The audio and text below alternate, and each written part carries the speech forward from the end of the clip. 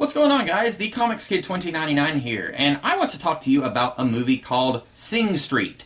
This is a movie that just recently was put on Netflix like a couple of weeks ago, and Connor Nielsen, who I do the Twin Peaks podcast with, this was his favorite movie of, I think, 2016 or 2015. I can't remember what year it came out, but it's been his favorite movie of one of those years, and as soon as it came on Netflix, he was saying, hey, you need to watch this, and he was telling me that it was really awesome, like when it first came out in theaters, and I did sit down and watch it, and this is not the kind of movie that I would have sat down and watched unless someone was really urging me to sit down and watch it.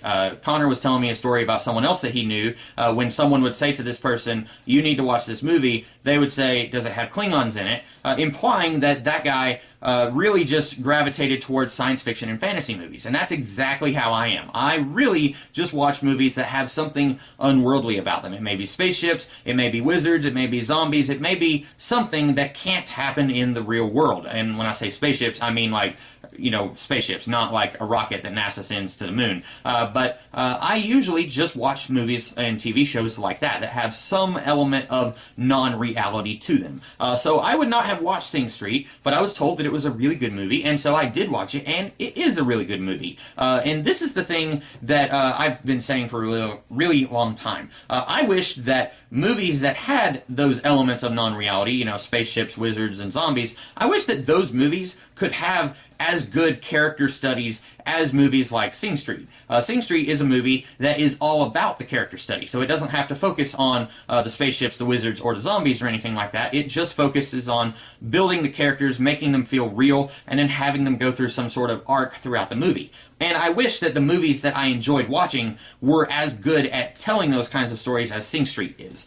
Sing Street, I guess I should go ahead and talk about the plot. It's about this guy named Connor who lives in Dublin in 1984, I think, and he goes to this new school where everyone is a jerk to him. The principal is a bully. There's another school bully there, and then Connor sees this girl, and he pretty much instantly falls in love with her, and then he and his other guy are like, okay, we're going to form a band because we told this girl that we're in a band. So they form a band, and then throughout the movie, they are slowly improving their craft because, if I'm being honest, they start off not being very good, and then by the end of the movie, they are pretty good, and the whole movie is Connor's attempts to woo this girl and kind of get her to like him. And it's a really fascinating movie. It's got some really amazing characters in it. I would say the only character in this entire movie that feels very flat and one-dimensional and boring and just uninteresting is the evil principal of the school.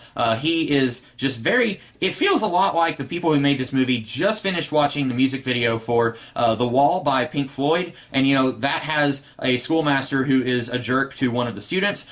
This guy is a jerk to Connor.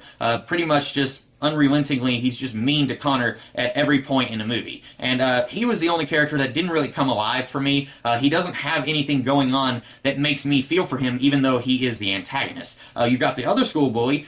He does come alive for me. He does feel a little bit more real than the principal does. But pretty much every character in this movie, the parents, Connor's older brother, most of the characters in the band, a few of them feel very flat and they don't really get a whole lot to do because the movie heavily focuses on Connor.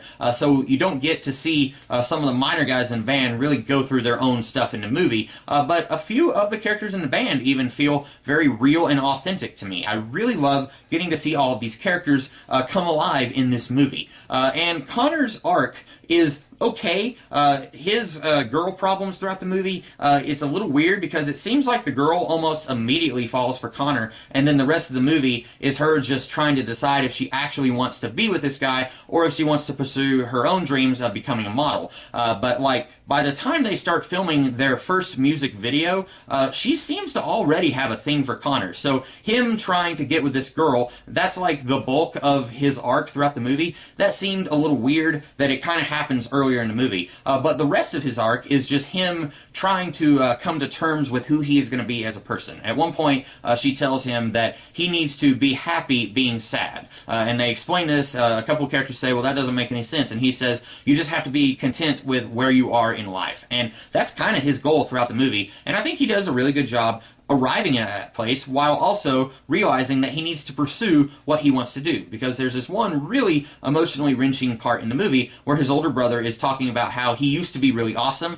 He was really good at sports. He was really good at playing the guitar. He was really good at getting with girls. And then he just kind of watched his life get thrown away. He threw it away with drugs, and now he's not really good at any of that stuff. And so that kind of prompts the younger brother Connor into getting a let out, if you will, and trying to pursue his dream of becoming a musician. And I don't want to spoil everything about this movie because I do think that you should sit down and watch it. Even if you are like me and when someone says you should watch this movie and you say, are there Klingons in it? Even if that's you, I would still encourage you to sit down and watch this movie. And admittedly, part of it may just be my taste in music, because when Connor was first telling me about Sing Street months ago, he asked me what my taste in music was, and I told him mostly it's pop music from the 80s. Well, the band that Connor and his friends form in this movie, I keep saying Connor, there's the main character Connor, and then there's Connor Nielsen, who I do the Twin Peaks podcast with. But Connor, in the movie, him and his friends, they form a band, and they are heavily inspired by Duran Duran, a-ha, The Cure. They're different bands from the 80s that these guys